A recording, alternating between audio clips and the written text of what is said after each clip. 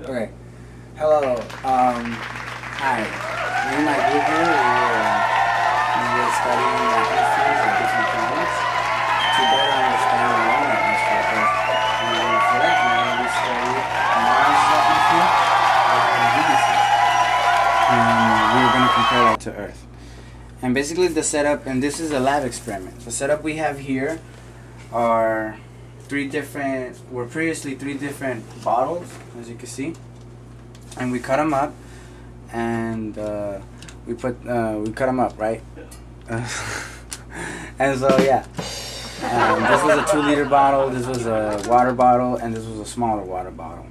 And as you can see, this will represent Venus, and it's smaller because obviously Venus is smaller, and it has inside it has a smaller volume of space, which will represent the thin atmosphere that Venus has. And Earth here has a bigger bottle, but not as big as Mars, but it also has the most volume inside, which because the Earth has the thickest atmosphere out of Mars and Venus. This year's Mars has a short atmosphere because Mars actually has a very thin atmosphere. Okay, so let's start. Now the way we set this up, as I showed you earlier, we just cut it up, and then we put some soil in there because all three of these planets have soil, and we put a thermometer because we're about to commence the experiment. This will represent the Sun, and Venus will be the closest, Earth will be next, and then Mars, obviously. Now, we're gonna spritz a little bit of water in each one of them. Now what the water is going to do, it's going to represent the amount of carbon dioxide, which is the greenhouse gas. So we're going to spritz a lot on Venus because obviously Venus is actually composed more than 90% of carbon monoxide, as well as on Mars. So these are both mostly carbon dioxide planets. Now Earth, on the other hand, doesn't have too much. That's just a little bit of greenhouse gases. We mostly have nitrogen and then oxygen in our atmosphere. These rest are mainly composed of carbon dioxide and nitrogen. Okay, now the Saran wrap, what we'll use it for, is also to represent greenhouse gases. Now, what is it going to? Atmosphere. Oh yeah, the atmosphere. Atmosphere density, right? Okay, so we're gonna put a lot on Venus because Venus has a dense atmosphere, right? Venus has a dense atmosphere. So we're gonna put, let's say we're gonna put 3 layers on Venus, and here my assistant Victor will cut the Saran wrap, and just so, like this.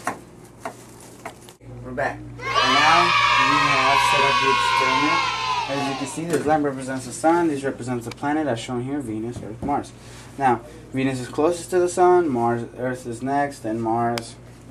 Now, what we're going to show through this experiment is that the temperature of the planets does not depend solely on the distance from the Sun, but more so, it also depends on what's in it. The greenhouse gases inside and the thickness of the atmosphere.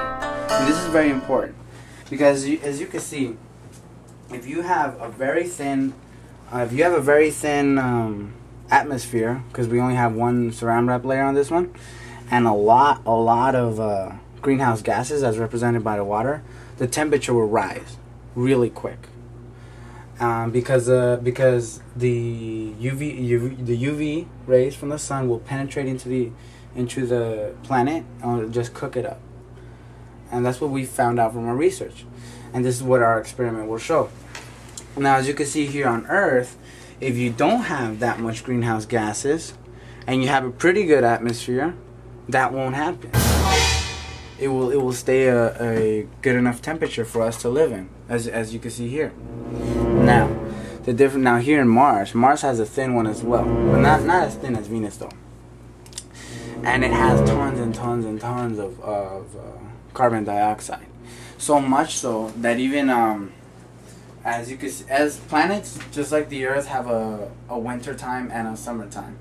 During the winter time in Mars, some of the carbon dioxide freezes basically, and you can see in the poles white, which isn't snow, it's just frozen carbon dioxide. And there's also clouds on Mars as well. If you're not receiving enough heat and you have a thin atmosphere and you have tons of carbon dioxide, this will create a really cold planet. If you have a lot of carbon dioxide, very little nitrogen, and a very thin atmosphere and close to a heat source as the sun, this will be a very, very, very hot planet as Venus, which Venus is the hottest planet in the solar system, even more hot than Mercury. This is because Venus has a thinner atmosphere.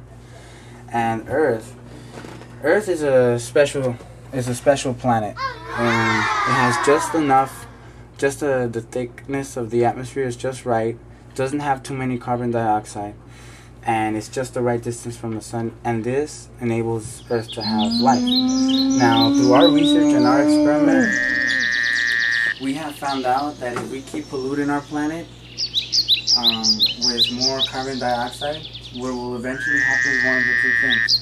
It'll either be like Mars or Venus. And we haven't found any life on Mars or Venus, although we have found traces of methane in Mars.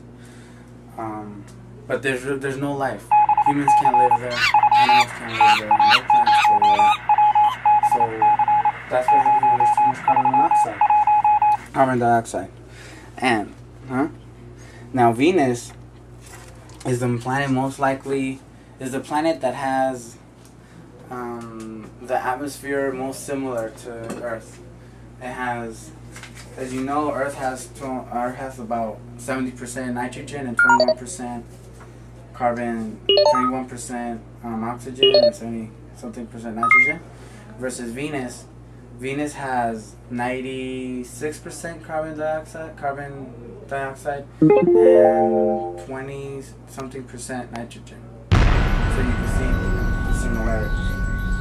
But for the meantime, our public announcement to the audience is that our public announcement to you guys is for us to take care of our Earth and not pollute it anymore, or else we'll turn like Mars will be. Thank you very much. Public service announcement. Go hybrid. Use less hairspray. Grow a tree so we can have a healthy environment.